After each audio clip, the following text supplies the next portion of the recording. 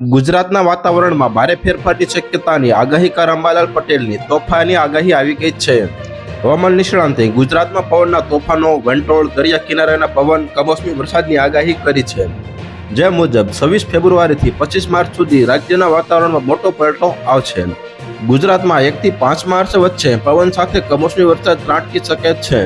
હવામાન શાસ્ત્રી અંબાલાલ પટેલે જે નવી આગાહી કરી છે તેનાથી તમે હચમચી જશો, કારણ કે ગુજરાત પર એક સાથે પવનના તોફાનો, આંધી, વંટોળ, દરિયા કિનારેના પવનો, કમોસમી વરસાદ ત્રાટકશે.